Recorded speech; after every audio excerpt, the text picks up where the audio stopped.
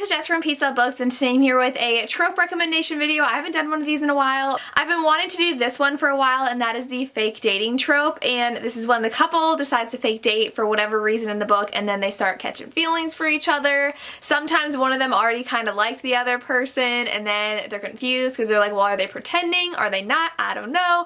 And it's so angsty, and I love it. And so I am doing this video now because I recently read like 3 books with the fake dating trope that I absolutely loved. I'm gonna save the like obvious ones for the end in case you're new to the trope and to romance. But I'm going to start out with some that I don't think a lot of people have read, and I'm going to get to the recommendations. The first one's actually a shorter novella, and that is Will You Be Mine by Rilsey Adams. This is book 2 in the series, but I read it as a standalone. I haven't read anything else in the series. And our main characters are best friends, and JT actually has a huge crush on Hallie, and her ex-best friend, who was a guy, has invited her to the wedding. And I guess something happened where she fell in love with him, and it didn't end well, and so she obviously doesn't want to fall in love with a best friend again, so she's always kept JT kind of at arm's length emotionally, but they are best friends. He's an artist and he is like head over heels for her, and they have to fake date at this wedding. So it's a wedding romance. I love romances where they fake date at a wedding because then they have to like act all cutesy together while love is in the air and everybody's like watching them because they're like, ooh, who's this person you're dating now? And it was so good. It was so cute. I did give this 4 to 5 stars because the beginning was a little bit slow and I felt like I didn't connect with Hallie's character, but when things were revealed nearer the end, I was like, okay, I get it. I absolutely loved it, and it was super quick because it's like 150 pages, so I recommend this book. The next one is another one in a series, but it can be read as a standalone, and that is That Kind of Guy by Talia Hibbert. I've only read book 1 in the series, and this is book 3 in the series. They do have characters that overlap, but I didn't have a problem reading this without reading book 2. This one is an age gap romance with an older heroine. So Ray is actually, I think, 40, and she just got divorced, and she's a writer, and she's invited to this convention where there are going to be awards handed out, and her ex-husband's going to be there with his new wife. I don't know if they married or not, and his new baby. So she is just feeling super anxious about the whole thing, and her best friend, who is 28 years old, Zach, is like, hey, like, I'll be there for you. I'm your friend. I'll pretend to date you, and you'll be comfortable, and we'll shove it in his face.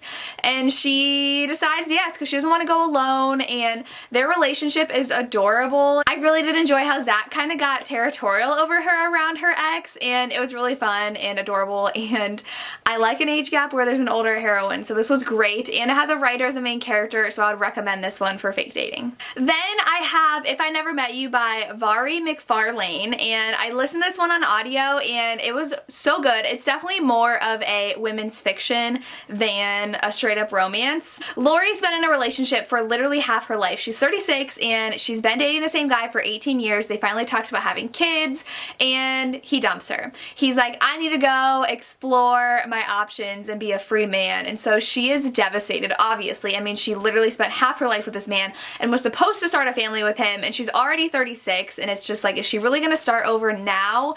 And that's how she's feeling. And so what happens is she ends up fake dating a younger guy, Jamie. I think he's in his late 20s, and they both are going to get something out of this relationship. I think she wants to make her boyfriend jealous because her ex, they work at the same company, and then Jamie's vying for a position at the company, like a higher position, and he wants to be taken seriously so he can fake date her. And this is British, so I love that. I had to slow down my audiobook just a little bit because the talking was fast and the accents were thick, but I really love this. She is a woman who is a professional and kind of not taken seriously because of her gender, and so I did enjoy seeing her trying to be taken seriously and people judging her a lot more harshly than Jamie when it comes out that they're dating each other.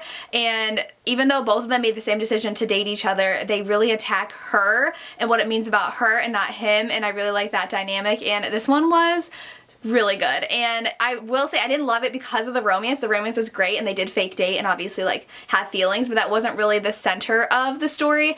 And a lot of the beginning is her trying to recover from the breakup, which I really actually appreciated because I don't like books where they like get over it in like 2 days, and I'm like, she just spent 18 years of her life with this guy. Give her a few months to recover. Like, I really enjoyed that, so this is a great book you should check out. Then we have another book that's later on in the series, but that is Marriage on Madison Avenue. This is book 3 in the series, the only one I've read. In the beginning of the book, I know all 3 girls figure out at the funeral of a guy that they were all dating the same guy, and they all decide to put themselves first. And our main character in this one is a social media influencer. It ends up that her best friend like tells someone that they're engaged to try, I think it's his mom, to try to get her off his back.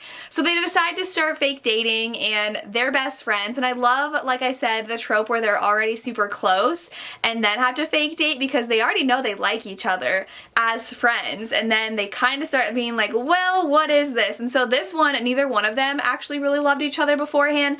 They were friends, and then they're both like, maybe we should explore this, which I really love. And I liked how she was a social media influencer because it's like, how much do you give about the fact that you're lying on social media and like building that up? So this was a lot of fun. The next one is actually book 1 of one of my favorite series, and that is Addicted to You by Krista and Becca Ritchie. This one is our main characters are best friends, and again, they don't have feelings for each other, but they start fake dating because they're trying to hide their addictions. So Lily's addicted to sex, Lo's addicted to alcohol, and they both fake date to try to keep people off their backs, and it kind of allows them to hide their addictions from their loved ones and their families, and they end up falling for each other. And once they're actually solidly together, like for real, it is so adorable. I love how protective Lo is of Lily, and they're both trying to figure out how to function and get over their addictions or heal from their addictions because it's very unhealthy, and they realize they're using each other as crutches, and they have to like figure out how to stop doing that. And this series is so good, and I still haven't finished it. I'm still like 5 books in. It's like 1,000,000 books long. I'm a horrible person for not finishing the series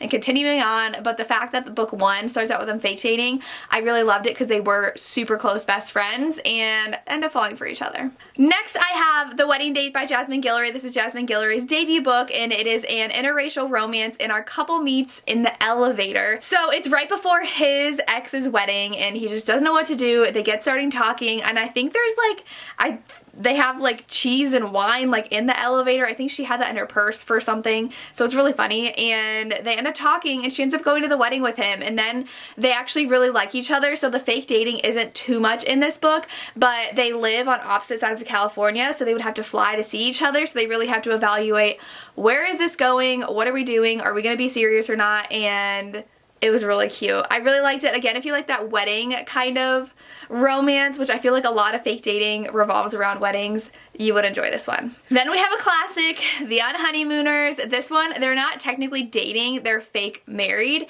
and they hate each other. So I don't think I've really read any other fake dating where they cannot stand each other. And so this one, they have to actually spend a week together in, I think they go to Hawaii, and they take over both of their siblings' honeymoon trip because there was a bad spout of food poisoning, and they were the only 2 people to not eat the buffet that they had.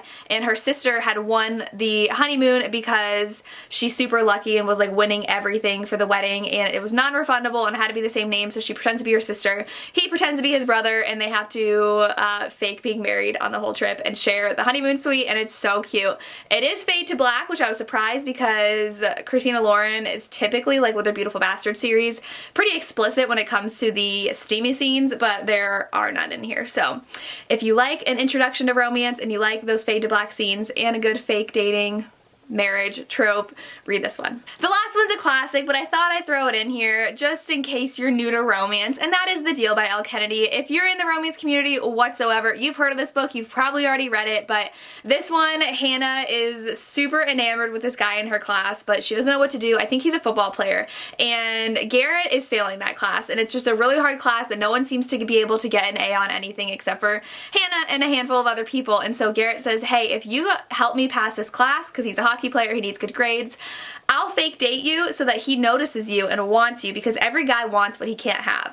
And so she ends up agreeing and fake dating Garrett, and they end up spending some quality time together and falling for each other. I recently reread this. I read it so long ago, and I reread it within the past year, and it's so good. I love this series. I want to reread the rest of the series, but for fake dating with a hockey player and a girl that's actually fake dating him to go after another guy, you should read this. And those are some recommendations for the fake dating trope. I have a lot more to read, I know. These are the ones that I've enjoyed. Let me know down below if you have any other fake dating recommendations. I would love to hear. As always, thank you so much for watching, and have a good day.